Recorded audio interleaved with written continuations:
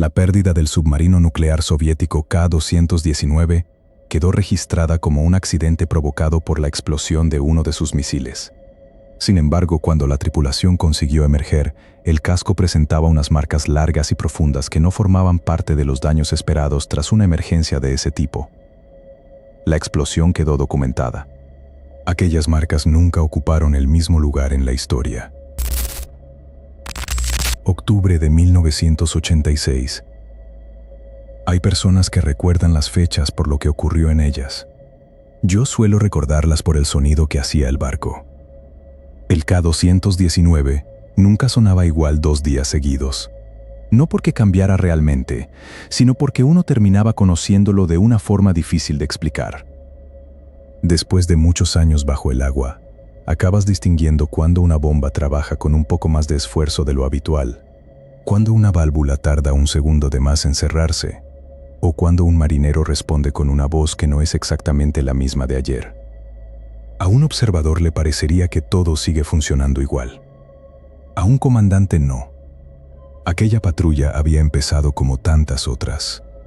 Habíamos salido de la península de Kola con 16 misiles balísticos a bordo, y la misma misión que llevábamos cumpliendo desde hacía años. Desaparecer bajo el Atlántico el tiempo suficiente para que nadie pudiera olvidar que seguíamos allí. No era un trabajo emocionante. La mayor parte del tiempo consistía precisamente en evitar que ocurriera algo digno de recordar. Por eso la rutina era importante. Cada mañana recorría el submarino antes de revisar los informes. No necesitaba hacerlo. Los oficiales podían resumirme el estado de cada compartimento en pocos minutos, pero los informes nunca reemplazan la sensación de caminar por un barco. Las máquinas no solo hablan mediante los indicadores, también lo hacen mediante las personas. Hay una forma de caminar cuando todo marcha bien y otra muy distinta cuando alguien intenta ocultar una avería que todavía cree capaz de solucionar por su cuenta. Aquella mañana no vi nada de eso. Los hombres estaban tranquilos, demasiado tranquilos para llevar casi una semana sin ver la luz del día. Recuerdo haberme detenido unos segundos en el compartimento de máquinas, mientras el jefe de guardia terminaba una conversación con uno de sus mecánicos. No presté atención a lo que decían. Me bastó la forma en que ambos volvieron inmediatamente a su trabajo cuando me vieron aparecer. Eso era exactamente lo que esperaba encontrar. Disciplina. Nada más. Cuando llegué al puesto central, el operador de sonar ni siquiera levantó la vista. Tenía los auriculares puestos y seguía la pantalla con esa concentración silenciosa que termina pareciéndose al aburrimiento. Me apoyé un momento detrás de él. ¿Algo? Negó con la cabeza. Nada que merezca la pena, camarada capitán. Estuve a punto de marcharme cuando frunció ligeramente el ceño. No fue una reacción exagerada, ni siquiera parecía preocupado. Más bien tenía la expresión de quien cree haber escuchado una palabra en una conversación lejana y ya no está seguro de si realmente la oyó. ¿Qué ocurre? Tardó unos segundos en responder. No lo sé. Se inclinó un poco hacia la pantalla. Ha aparecido un eco. ¿De qué clase? Movió la cabeza lentamente. Ya no está. Miré el monitor. No había absolutamente nada, solo el fondo habitual del océano. ¿Un submarino? No. ¿Una inversión térmica? No lo creo. Volvió a ajustar ligeramente uno de los controles. Ha durado menos de un segundo. El mar está lleno de contactos que aparecen y desaparecen antes de que podamos identificarlos. Capas de agua, interferencias, reflexiones, ruido. Después de suficientes patrullas, uno aprende que perseguir cada anomalía acústica es la mejor manera de terminar viendo amenazas donde no existen. Le di una palmada suave en el hombro. Si vuelve, avísame. Seguí caminando. Mientras regresaba a la mesa de derrota, tuve la impresión de que el casco emitía un crujido más largo de lo habitual. No era un sonido desconocido. Todos los submarinos trabajan bajo presión y de vez en cuando, el acero parece recordar que está soportando cientos de metros de agua sobre él. Nadie pareció darle importancia, y yo tampoco. Un instante después, El timonel corrigió ligeramente el rumbo. Ha tardado un poco en responder. Miró los indicadores, realizó una segunda corrección y el barco recuperó su comportamiento habitual. Será la profundidad. Asentí sin dejar de caminar. Mientras esperábamos el siguiente informe, el operador de sonar se quitó uno de los auriculares y volvió la cabeza hacia mí. Camarada capitán. Miró otra vez la pantalla antes de hablar. Ha vuelto a aparecer ese eco. Me acerqué a su consola sin demasiada prisa. La lectura ya había desaparecido cuando llegué y la pantalla mostraba únicamente el fondo habitual del océano. ¿Puedes seguirlo?, negó despacio. No dura lo suficiente. Observé unos segundos los instrumentos. Si aquello hubiera correspondido a un submarino, a un buque de superficie o a cualquier contacto identificable, tarde o temprano habría dejado una firma reconocible. Sin embargo, aquellas lecturas aparecían durante apenas un instante y desaparecían antes de que el operador pudiera obtener un rumbo o una velocidad. No era la primera vez que veía algo parecido y tampoco habría sido responsable distraer la atención del sonar con una anomalía tan breve, mientras teníamos otra incidencia que requería toda nuestra concentración. Le pedí que continuara vigilando y regresé a la mesa de derrota justo cuando entró una nueva comunicación desde el compartimento de misiles. El oficial habló con la misma disciplina de siempre. Informó de la presencia de vapores marrones alrededor del tubo número 6 y, durante un instante, nadie en el puesto central dijo una sola palabra. Ordené declarar la emergencia y el submarino pareció transformarse en cuestión de segundos. Las puertas estancas comenzaron a cerrarse. Las comunicaciones aumentaron de frecuencia y cada compartimento pasó a trabajar aislado del resto. El silencio propio de la patrulla desapareció sin que nadie levantara la voz. Bastó con que cada hombre ocupara el lugar que le correspondía para que el barco entero cambiara de ritmo. Todavía confiábamos en controlar la situación. Habíamos entrenado muchas veces para una emergencia y todos sabíamos cuál era nuestra responsabilidad. Nadie pensaba en abandonar el submarino ni en una catástrofe. Lo único que intentábamos era impedir que aquella avería siguiera creciendo. Entonces llegó un nuevo informe desde el compartimento de misiles. Apenas pude escuchar las primeras palabras. La explosión interrumpió el resto. Una sacudida recorrió el K-219 de proa a popa con una violencia que nunca había sentido. Las luces vacilaron, el casco respondió con un crujido profundo y, durante unos segundos, el puesto central dejó de ser un lugar donde se tomaban decisiones para convertirse en un espacio donde todos intentábamos comprender al mismo tiempo qué acababa de ocurrir. El casco todavía seguía vibrando cuando comenzaron a llegar las primeras comunicaciones desde los compartimentos de proa. Durante unos segundos resultó imposible distinguir unas voces de otras, porque todos intentaban transmitir información al mismo tiempo. Pedí que hablara primero el oficial del compartimento afectado, y el resto del puesto central recuperó el silencio casi de inmediato. Era la única manera de empezar a entender qué seguía funcionando y qué acabábamos de perder. La explosión había destruido parte del compartimento de misiles. Había heridos. Varios hombres no respondían a las llamadas y el incendio comenzaba a extenderse entre una mezcla de humo y gases que dificultaba incluso permanecer allí el tiempo suficiente para completar una evaluación. Los datos llegaban incompletos, a veces contradictorios, porque quienes los transmitían también estaban intentando sobrevivir mientras hablaban con nosotros. Ordené aislar los sectores comprometidos y enviar los equipos de control de averías. Aquellas maniobras formaban parte de nuestro entrenamiento y durante los primeros minutos todavía actuábamos convencidos de que existía una posibilidad razonable de recuperar el control. La prioridad era impedir que el fuego encontrara nuevos caminos hacia otros compartimentos y comprobar hasta qué punto la explosión había afectado a los sistemas principales del submarino. Mientras se organizaban los equipos de intervención, comenzaron a aparecer las primeras anomalías en los indicadores del puesto central. Algunas señales desaparecían durante unos segundos antes de volver a estabilizarse. Otras ofrecían lecturas que no coincidían con los informes transmitidos por la tripulación. No sabía si los instrumentos estaban fallando o si el propio accidente estaba modificando la situación con tanta rapidez que los datos dejaban de tener valor casi en el mismo instante en que llegaban hasta nosotros. Recibimos entonces una información que cambió por completo nuestras prioridades. El sistema automático que debía detener el reactor no había completado la maniobra. Recuerdo haber mirado 2 veces los indicadores antes de aceptar que aquello podía ser cierto. La protección automática existía precisamente para impedir que una emergencia como aquella terminara provocando un accidente todavía mayor, y, sin embargo, las barras de control no habían descendido completamente. Si el reactor continuaba funcionando fuera de las condiciones previstas, el incendio dejaba de ser el único problema al que nos enfrentábamos. Llamé al oficial responsable del reactor para confirmar la lectura, y la respuesta fue exactamente la que esperaba no escuchar. Habría que introducir las barras manualmente. No recuerdo que nadie discutiera la decisión. En un submarino hay momentos en los que las alternativas desaparecen y solo queda elegir quién va a ejecutar una tarea de la que depende la vida de todos los demás.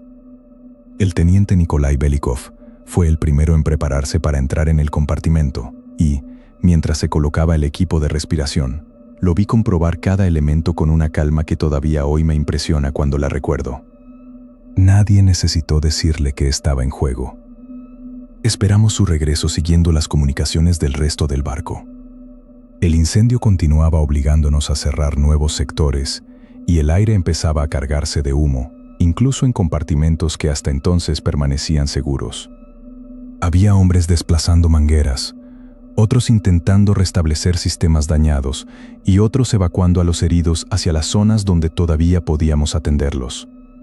El K-219 seguía siendo un submarino, pero ya no funcionaba como la máquina ordenada que había recorrido aquella misma mañana. Cada decisión abría un problema distinto antes incluso de resolver el anterior. Belikov consiguió introducir parte de las barras de control antes de verse obligado a salir. Había agotado el aire de su equipo y la temperatura del compartimento apenas permitía permanecer allí unos minutos. Apenas cruzó la escotilla, explicó lo que había conseguido y pidió volver a entrar. Mientras los médicos comprobaban rápidamente su estado, Sergei Preminin ya se estaba preparando para acompañarlo. Recuerdo haber cruzado una mirada con él mientras terminaban de ajustar su equipo. Era muy joven, mucho más joven de lo que un comandante desearía ver caminando hacia un lugar del que quizá no regresaría nadie. No hizo ningún gesto especial, no pronunció palabras destinadas a ser recordadas. Simplemente esperó la orden y desapareció tras la escotilla junto a Belikov, igual que habría hecho cualquier otro hombre de aquella tripulación si le hubiera correspondido ocupar su lugar. Yo seguía pendiente de las comunicaciones del resto del submarino cuando el operador de sonar levantó ligeramente una mano para llamar mi atención. No habló hasta que me acerqué. «Camarada capitán». Otra vez. Miré la pantalla. No había nada. Lo he oído por babor, como si algo hubiera rozado el casco. Esperé unos segundos observando los instrumentos y, una vez más, no apareció ningún contacto que justificara aquella impresión. Le pedí que continuara vigilando y regresé inmediatamente a los informes del reactor. En aquel momento, incluso si hubiera existido un submarino navegando a pocos cientos de metros de nosotros, no disponíamos de un solo hombre que pudiéramos apartar de la emergencia para intentar averiguarlo. Todo dependía ya de lo que ocurriera al otro lado de aquella escotilla. Los minutos siguientes se hicieron extraños, porque parecían avanzar a 2 velocidades distintas. Dentro del compartimento del reactor cada segundo contaba, mientras que en el puesto central el tiempo quedaba suspendido entre una comunicación y la siguiente. Nadie hablaba si no era necesario. Cada vez que sonaba el interfono, todos dejábamos lo que estábamos haciendo para escuchar unas pocas palabras capaces de cambiar por completo nuestras prioridades. Mientras esperábamos noticias del reactor, seguíamos luchando contra el incendio.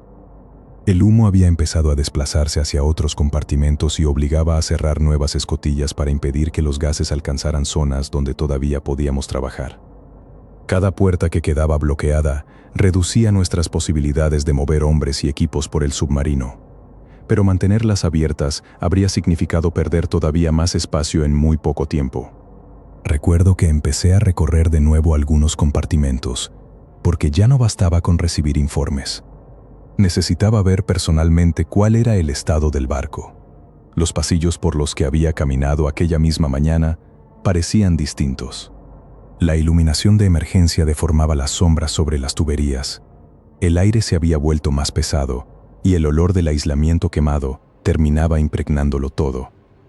Había hombres trabajando a pocos metros unos de otros que apenas podían verse a través del humo y, aún así, continuaban ejecutando las órdenes con una serenidad que todavía hoy me cuesta explicar.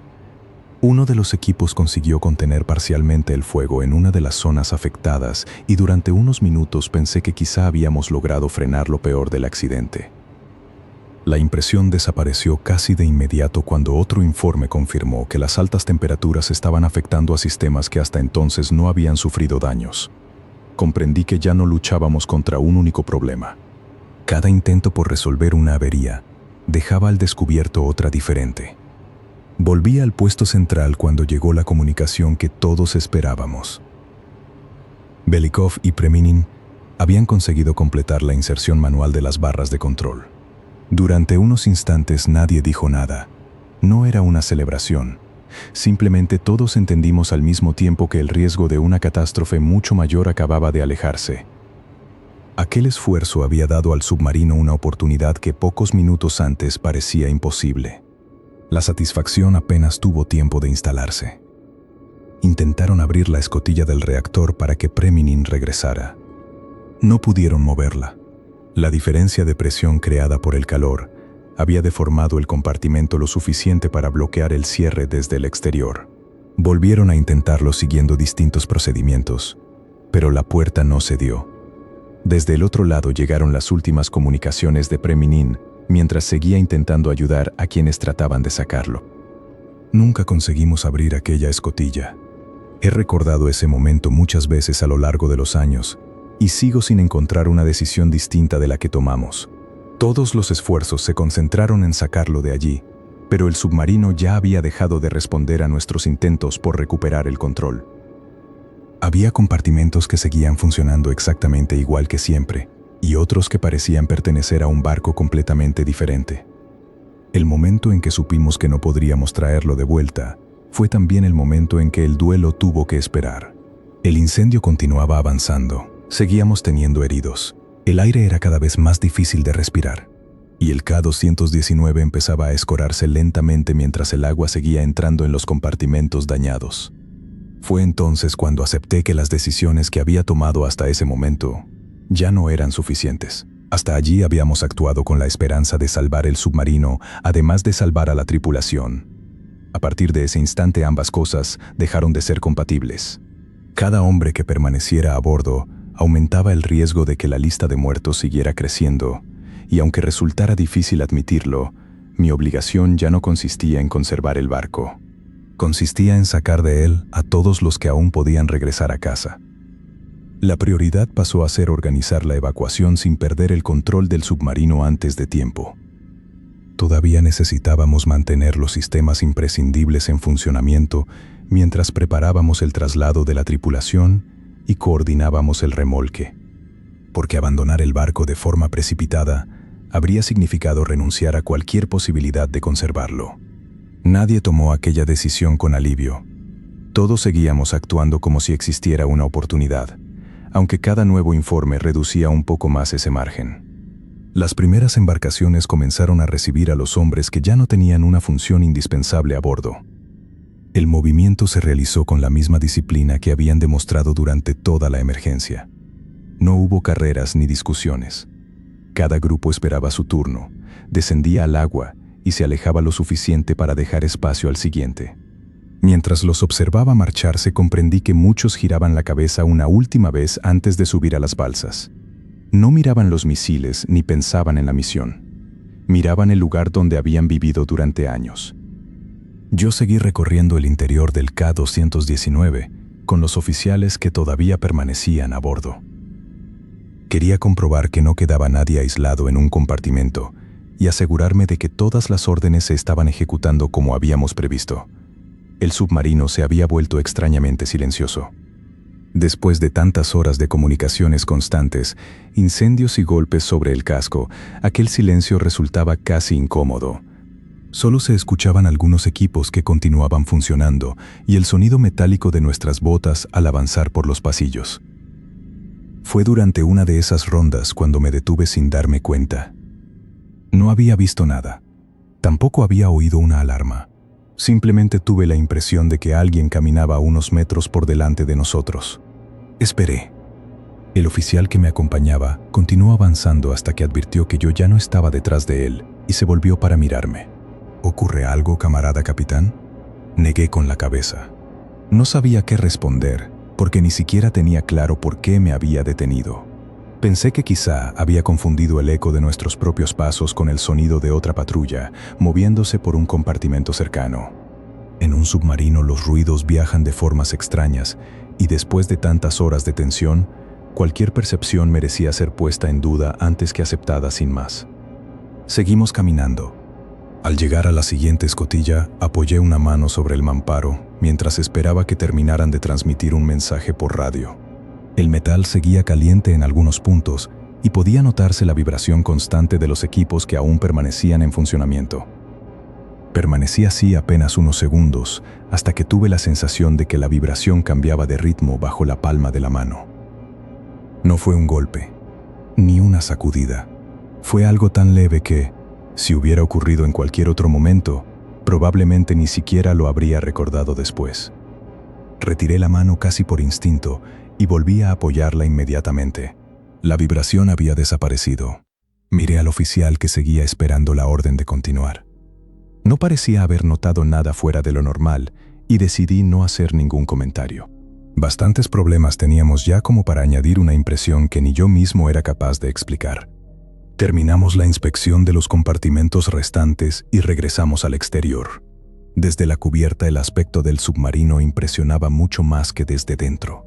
El humo escapaba lentamente por las zonas dañadas y el casco mostraba las consecuencias de la explosión con una claridad que ninguno de nosotros había podido apreciar mientras permanecíamos encerrados en su interior. Aún así, verlo desde fuera seguía produciéndome la misma sensación que había tenido durante toda la patrulla. No estaba contemplando una máquina averiada. Estaba mirando un barco al que conocía desde hacía años y que todavía seguía intentando mantenerse a flote. Esperé hasta confirmar que todos los hombres cuya presencia ya no era imprescindible habían abandonado el K-219. Solo entonces descendí yo también. Mientras la embarcación se alejaba, observé el submarino durante unos segundos sin decir una palabra.